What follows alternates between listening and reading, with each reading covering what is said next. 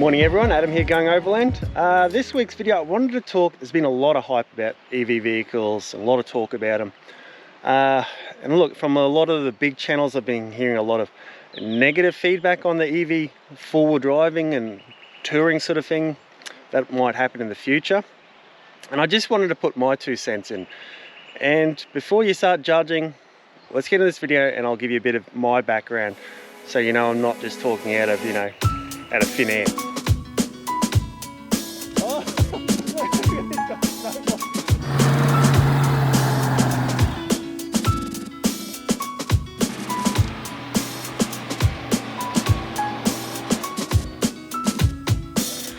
Alright, so you know us from a lot of travel, and I've done a big lap, so we've got a lot of history with four-wheel driving and touring, and a lot of you guys know that I'm a carpenter, but probably not a lot of you realise that I'm actually an environmental scientist. So that's right, I've got a Bachelor of Environmental Science. So I've got a bit of a background in a few things like that, but look, it's more about common sense than anything. So on these big channel videos that I'm hearing, I hear a lot about the Ford Lightning. It's like the F-250 equivalent electric. And they did a tow test, towing 2 ton, doing 130 kilometers an hour, and they only got 250 kilometer range out of it. And they're all saying, well, that's not going to handle Australia. That's not good enough. We can't do this. Well, it's not all doom and gloom. All right. So let's consider the fact that in 50 years time they reckon there'll be no more oil reserves, so we might not have a choice in the matter. It might be change or stay at home. And look, they still need oil to produce plastics, roads, tires, brakes, all that stuff still needs oil. So we might not have a choice in what we get to drive in maybe 20, 30, 40 years. So let's talk about us as travelers, what we can do. Look, who's going to drive 130 kilometers an hour pulling a trailer? Look, even if you can, why not change a little bit, sit on 80 kilometers an hour, 70 kilometers an hour, and you might get 500 kilometer range out of a tank of juice with that thing. I wouldn't complain about that. Let's also talk about the weight of the vehicle. We might have to lighten our loads, carry less gear, be more efficient with what we take. So we might have to do a lot of changes, travelers, to be able to adapt to take electric vehicles places. Some of the heaviest stuff that we carry is fuel and water. So on this 5-day trip, we've got about 160 litres of fuel, which is probably about 150 kilograms. Plus the tanks that it goes in, that's all heavy. So imagine if you didn't have to take all that fuel, and you didn't have your big heavy engine and gearbox, and all that could be just dedicated battery power.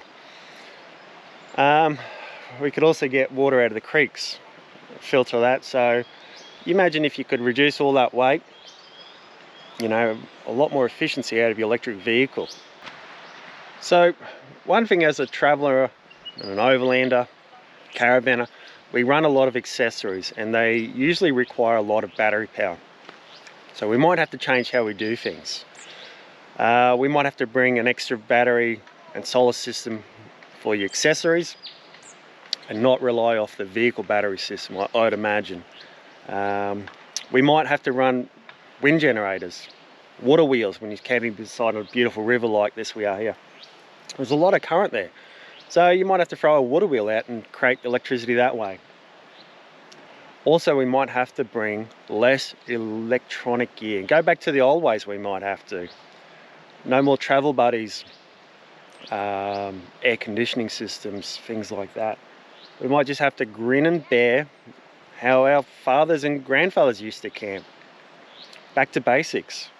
You know, we might have to change for the future to suit the systems that are coming, where we can't rely on a petrol engine generating power and just bringing whatever we want to campsites like this. That's not a bad thing. That's just the way it's going to be. Another thing we might have to do as travelers, you know, is travel at night time. Have a heap of lightweight solar panels, you lay them all out and you charge during the day. So you imagine driving the Canning Stock route and not having to rely on fuel at all. Imagine driving that at night time. Daytime you rest, get your solar panels out, you charge up all your batteries, you might go for little walks or, you know, kick back at camp. Imagine the adventure that would be, doing the Canning Stock route with not requiring any fuel. Cape York, it's very windy up there, so, you know, a lot of cloud though. You might have to carry a lot more wind generators or something like that. So it's not all doom and gloom. It's going to be a real adventure to change. And I don't think the big channels should be criticizing electric vehicles. So another thing we take on all our big outback adventures is a trailer. We take our camper trailer. And yes, you do use more fuel pulling it around, but our trailer's got a lot of capacity to carry weight. And my thinking is, what if you could have battery packs in your trailer for long range touring? So, standard F250 or F Lightning, sorry, range of maybe 400 kilometers with your gear, traveling nicely, nice cruisy speed. You know, you might, yeah, let's say 400 kilometers you can get out of it. You're doing 70 kilometers an hour, you're traveling light. Imagine if you had another 200 kilometers range in your trailer. You carry all these lightweight solar panels as well. When you're really remote, you can't get a power point. Even if you charge all day long, look, you might only get another 200 kilometers range. Maybe 100. Let's say you get 100 kilometers range. That's enough to get you to the next town. Usually towns are about 100 kilometers apart in Australia in the outback, unless you're really remote. So imagine that, you run out, you're getting low on juice, you just got to stop for a full day, get out all your lightweight solar panels, charge it up, and you've got enough to get to the next town. You know, that's what our adventure and travel might come to. And who's to say that's a bad thing? You know, adventuring is not just about getting to a destination, it's about the travel and the journey. So you got to sit somewhere like this, charge up. Oh well, that's not all bad. So your trailer's now got battery power to charge your vehicle. What if you could also put a couple of small electric motors on your wheels of your trailer? All of a sudden, instead of going from a vehicle with four-wheel drive capacity towing 2 axles or 2 wheels, you've then got a 6-wheel drive. So you're getting somewhere really muddy or even backing up into a camp spot and you've got drive on your trailer. Imagine that. That'd be pretty cool. There's a lot happening in the future that we just don't know about. But for the big channels to be saying, you know, electric vehicles will not work for us in Australia and our sort of travel, I think that's wrong. I think us as humans have to change a lot more to evolve with what's happening. And I don't think we should be selfish in saying, no, it's not going to work, I'm not even going to try.